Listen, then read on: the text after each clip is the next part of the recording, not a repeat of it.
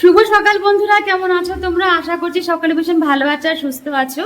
আর সকলকে জানাই জন্মাষ্টমীর অনেক অনেক শুভেচ্ছা। আর এখন থেকেই ব্লগটা আমি শুরু করছি তোমাদেরকে সঙ্গে নিয়ে। আশা করছি ভিডিওটা তোমাদের ভালো লাগবে। আর আজকে অনেক সকালে ওঠা হয়েছে, প্রায় 6:30 নাগাদ উঠেছি। তো আজকে রান্না বান্না সেরকম কিছু না, ওই বাড়িতে তো যেহেতু ক্যাপসিকাম আর গাজর ছিল, তার জন্য ভাবলাম যে একটুখানি জাস্ট নর্মাল ঘরোয়া একটা ফ্রাইড রাইস করা হবে। সেরকম ভালো লম্বা চাল দিয়ে না, নর্মাল চাল দিয়ে করা হচ্ছে। আর এখানে মাছের আজকে করা হবে মাছের লঙ্কা বাটা চচ্চড়ি। ব্যাস এটুকুই। আজকে ভাবলাম যে একটুখানি অন্যরকম করে খাই আর কি, মানে সিম্পল রান্নাগুলোকে একটুখানি ইউনিক করে রান্না করা হলো, আর কিছুই না সেভাবে। তো চলো সঙ্গে থাকো আর দেখে থাকো পরপর কি করছি না করছি। যারা ভালোবাসো আমাকে তারা তো ফুল ভিডিও ওয়াচ করো, আর যারা ভিডিও মানে না দেখেই বলে দাও যে ভালো লাগলো, জাস্ট পোস্ট করলাম হয়তো 5 মিনিটও হয়নি, কিন্তু তার আগেই দেখলাম 8 মিনিটের ভিডিও একটা তোমরা কমেন্ট করে দিচ্ছ। তো যাই হোক, এভাবে কেউ ভিডিও দেখো না, অনেক খাটনি করে আমরা ভিডিওগুলো পোস্ট করি, অনেক আশা করি যে তোমরা ফুল ওয়াচ করবে। অন্তত পক্ষে যতটুকু পড়া ততটুকু দেখে ছেড়ে দাও, এটাই বলবো, আর কি বলবো। আর তো চলো আর কথা বাড়াবো না, এখন একে একে কাজগুলো করে নিই। তো এখানে চালটাকে ভিজিয়ে রাখলাম, আগের থেকে ভিজিয়ে রাখলে কি ভালো হবে একটুখানি। আর এখানে তো ভেজে রেখেছিলাম আগের থেকেই ফ্রাইড রাইসের জন্য। আর এখানে হচ্ছে লঙ্কা বাটার চচ্চড়ি। এটা কিন্তু অ্যাকচুয়ালি প্রথমে ভেবেছিলাম যে আমিই করব, তো তারপরে যেহেতু আমি স্নান করতে চলে গেলাম, তো তারপরে দিদি এটা করে দিয়েছে। অবশ্য আমাকে আর করতে হলো না, যাই হোক। আর এখানে বসানো হয়েছে গুনগুনের মাছের ঝোল। দেখি, আজকে ওকে মাছের ঝোলই করে দেওয়া হয়েছে। আর সকালে সেদ্ধ ভাত করেছিলাম, তো এই সেদ্ধ ভাত দিয়ে ওর মাছের ঝোল হয়ে যাবে আর কি, কোনো সমস্যা হবে না। কেন, তো এর মধ্যে শুধু একটু গরম মশলা পড়বে, এর মধ্যে কিন্তু ধনেপাতা চলবে না। আর এর মধ্যে কিন্তু রসুন ঝুল দেওয়া হয়েছে, আদা দেওয়া হয়নি।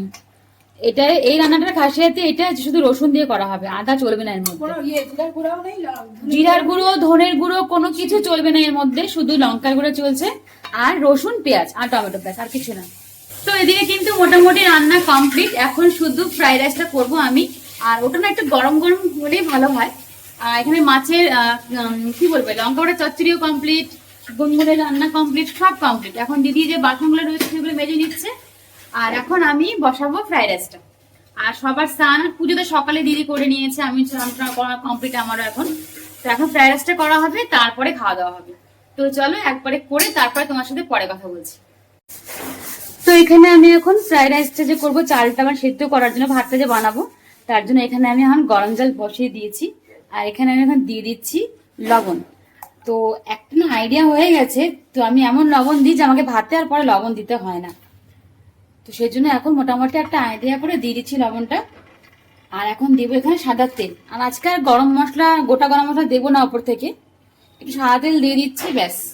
আর কিছু দিব না আজকে, সেভাবে বললাম না, জাস্ট নর্মাল ভাবে ফ্রাইড রাইসটা করা হবে, সেরকম কোনো বিশাল বিশাল কোনো ব্যাপার নেই আজকে। তো এটা ফুটছে, ফুটুক। আর চাল তো ভিজিয়ে রেখে দিয়েছি, জলটা ফুটলে চালটা দিয়ে দেবো। আর এখানে দেখো দিদি এখন এক কারি বাসন নিয়ে বসেছে মাজতে। দু দুটো কড়াই হয়ে গেছে, ও এখন এগুলো মাজছে। আর ফ্রাইড রাইসটা কিন্তু এই কড়াতে করবো না, একটু বড় কড়াতে করতে হবে, তাহলে না ভালো করে করা যায়। তোকেই করাবো আজকে সবকিছু, সব তুই করবি আজকে। তো চলো, দিদি এখানে বাসন মাজছে, মাজুক। আর আমি ভাতের জলও বসিয়ে দিয়েছি, এখন ফ্রাইড রাইসটা করে একদম ওপরে যাবো। গরম লাগছে প্রচন্ড, আর বাইরের ওয়েদার একদম ভালো না। ওপরে রুমে যাবো অ্যাকচুয়ালি, ও ওপরে বলতে ওই ওপরে না, ওপরের রুমে। আর বাইরের ওয়েদার একদম ভালো না, দুনিয়ার জামা কাপড়, ঘরের অবস্থা একদম খারাপ, মানে দেখা যাচ্ছে না, ভর্তি, যেখানে দেখাচ্ছে সেখানে জামা কাপড়। এত মানে কালকে ধোয়া কাচা হয়েছিল, সবকিছু রয়ে গেছে ওরকমই, শুকোয় যেতে পারছি, হাতে যেতে পারছি না। তো যাই হোক, চলো এগুলো করে নি, তারপরে তোমার সাথে একবারে যখন খেতে বসবো তখন কথা বলবো। তো এখানে খাওয়া দাওয়া করে নিচ্ছি। তো এখানে 3 জনের থালায় বেড়ে নিয়েছি, দেখো। আর এটাতে আমি ভয়েস ওভারটা পরে দিচ্ছি। ফ্রাইড রাইসটা কিন্তু সত্যি খুবই ভালো হয়েছিল, সেদিনকে যেরকম করলাম প্রায় সেরকমই হয়েছে, শুধু চালটা একটু তফাৎ, আর কিছুই না। তো এখানে দিয়ে থালটা সাজানো হচ্ছে, এটা দিদি শর্ট ভিডিওতে পোস্ট করবে বলে সাজানো হচ্ছে অ্যাকচুয়ালি। আর পুরো ওভারঅল মাছ চচ্চড়িটা দিয়ে, মাছ চচ্চড়ি না সরি, লঙ্কা বাটার চচ্চড়ি দিয়ে। আর ফ্রাইড রাইসটা একটু মিষ্টি মিষ্টি ছিল, আর একটু ঝাল ঝাল করেছিলাম, খুবই খেতে টেস্টি হয়েছিল। আর তারপরে আজকে আমাদের বাড়িতে নতুন একটা জিনিসও আনা হলো, সেটা হচ্ছে এই ফ্যানটা গুনগুনের জন্য আনা হয়েছে অ্যাকচুয়ালি, কারণ প্রচণ্ড গরম। ও থাকতে পারছে না গরমের জন্য, তো তার জন্য ভাবলাম কি এই ফ্যানটা নিতেই হবে, না নিলে হবে না একদম। এমনি টেবিল ফ্যান রয়েছে আমাদের, তারপরেও কিন্তু না ওটাতে এতটা হাওয়া নেই। তো তার জন্য এই যে হ্যাভেলসের কি যিনি বলে এটাকে, ফারাটা ফ্যান না কি একটা নাম আছে, তো যাই হোক এই ফ্যানটা নেওয়া হয়েছে। আর সত্যি সত্যি পুরো ঠান্ডা করে দিয়েছে ঘরটাকে। মানে আজকে তো আমি এটা ইউজ করলাম আর কি, তার জন্য তোমাদেরকে বলতে পারছি একদম ঠান্ডা হাওয়া। মানে এই দেখো গুনগুন শুয়ে আছে, আরাম করে শুয়ে আছে, ওর জন্যই কিন্তু নেওয়া হলো এটা অ্যাকচুয়ালি, কেন ও গরমে খুবই কষ্ট পাচ্ছিল। আর আমাদের ঘরটা না ছোটো ছোটো রুমগুলো তো প্রচণ্ড গরম, সারাদিন মানে গরমের তাপ হয়ে থাকে, তো তার জন্য খুবই কষ্ট হচ্ছিল এই কদিন। তো যাই হোক চলো তোমার সাথে একবারে বিকেলে শেয়ার করছি। আর দেখো বিকেলে আমাদের না বাবুকে সাজাচ্ছি এখানটায়। তো প্রথমে দেখিয়েছিলাম ফার্স্টে একটা যে ব্লগ পোস্ট করেছিলাম কালকে, সেখানে দেখিয়ে দিয়েছিলাম যে ওকে কি কি দিয়ে সাজাবো। তো সব কিছু রেডি করে নিয়েছি, আর এখন দেখো একে একে ওকে সাজাচ্ছি। আর সবচেয়ে ভালো লাগে কি বলো তো, ও এইগুলো না এত এনজয় করে জিনিসটাকে, আর সুন্দর করে বসে আছে দেখো, একটুও দুষ্টুমি করছে না, চুপচাপ বসে বসে ও সাজছে গুচ্ছে, দেখো কি সুন্দর খুশি। আর এমনিতেই বাচ্চাদেরকে সাজানোটা কিন্তু খুব টাফ ব্যাপার, মানে ধৈর্য ধরে সাজাতে হবে নিখুঁতভাবে, আর এগুলো সবসময় আমিই করি। তো যাই হোক এই সমস্ত তো কোনো ব্যাপার না, হাতের যেগুলো পড়াচ্ছে আর কি, বাজুবন্ধন থেকে আরম্ভ করে সমস্ত কিছু, এগুলো কোনো সমস্যা না। সমস্যাটা সবচেয়ে বেশি ওকে টিপ পড়ানোর সময়, কেন ও টিক টিক টিক করে হিলতে থাকে একটু একটু করে। আর সত্যি বলতে কি আমারও হাতটা না কাঁপে, তো তার জন্য খুব সাবধানে সাবধানে আমি ওকে টিপটা পরিয়েছি। আর অনেকটাই না ও আগের তুলনায় এখন অনেকটাই মানে বুঝতে শিখে গেছে, তো তার জন্য অনেকটাই আমার হেল্প হচ্ছে। ও খুব একটা বেশি ওর পিছনে আমাকে ভুগতে হচ্ছে না আর কি। মোটামুটি যদি বলা যায় যে এরকম করে করো এরকম করে করো চুপ থাকো, তাহলে কিন্তু সেটাও শোনে। আর কালকে তোমাদেরকে বলেছিলাম যে বাসিটা একদম ফাঁকা ফাঁকা লাগছে জায়গাটা, তো সেখানে না পরে আমি একটু রিবেন ছিল আমার কাছে সিলভার কালারের, শুধু সেই রিবেনটা দিয়ে একটুখানি আমি র্যাপ করে দিয়েছি, তাতে কি হচ্ছে বলতো জিনিসটা দেখতে ভালো লাগছে। আর এখানে আমি এখন ওকে টিপটা পরিয়ে দিচ্ছি। মোটামুটি আমার কাছে না এই কাজটা একটু ভাইটাল লাগছিল, কারণ ও একটু নড়াচড়া করছিল, মানে কি যে কথা বলছে বাবাকে বলছে হয়ে গেছে ছেড়ে দাও, হয়ে গেছে ছেড়ে দাও, ও কথা যে বলছে আমার হাতটা আরও কাঁপছিল সে তার জন্য। তো যাই হোক ওভারঅল যেভাবে হোক না কেন করেছি। আর ও দেখো একদম চুপচাপ কিন্তু বসে আছে, মানে আমরা না ওকে নিজেরই অবাক হয়ে যায় যে এইটুকু বয়সে আমরা হয়তো এতটুকু বয়সে হয়তো এই সমস্ত কিছু বুঝতেই পারতাম না, কিন্তু ও যে জিনিসটাকে অনুভব করে ফিল করছে, একটা যে আনন্দ পাচ্ছে। আর ওকে ড্রেসটা পরানোর সময় তো ও খুশি ছিল, আর পরানোর পরে তো ও খোলার নামই নিচ্ছিল না, মানে আমরা জোর জবস্তি করে আর কি পরে ড্রেসটা খুলিয়েছি। তো এখানে হালকার মধ্যে একটু সাজিয়েছি ওকে।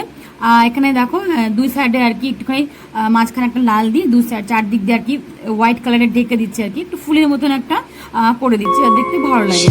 কৃষ্ণ গোবিন্দ হরে মুরারি হে নাথ নারায়ণ বাসুদেব শ্রী কৃষ্ণ গোবিন্দ হরে মুরারি হে নাথ নারায়ণ বাসুদেব পিতু মাত স্বামী সখা हमारे पितु मात स्वामी सखा हमारे नाथ नारायण वासुदेव श्री कृष्ण गोविंद हरे मुरारी हे नाथ नारायण वासुदेव ठाकुर हमारे प्राणों से प्यारे तुम हो हमारे हम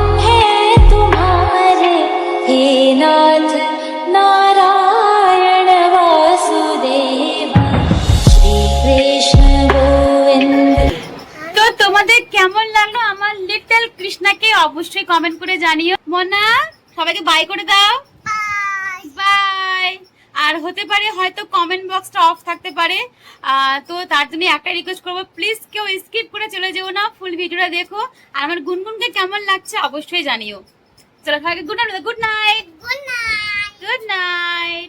বলে আবার পরে দেখা হচ্ছে। আমার পুরি দেবো আরে কি করি আরে কি করিস বলো। আরে কি করি আচ্ছা ঠিক আছে, বাপু মেকআপ পাক আচ্ছা ঠিক আছে ঠিক আছে ঠিক আছে, সবাইকে বকে দিয়েছো তুমি, ঠিক আছে। আর সবাইকে বলে দাও শ্রীকৃষ্ণ রাধে রাধে, কেন না নাতে আদে রাধে রাধে।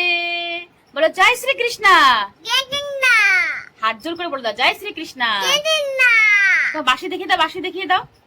আর তোমার মাখনের হাড়ি কোথায়? এই যে আমার মাখন চোরের হাড়ি।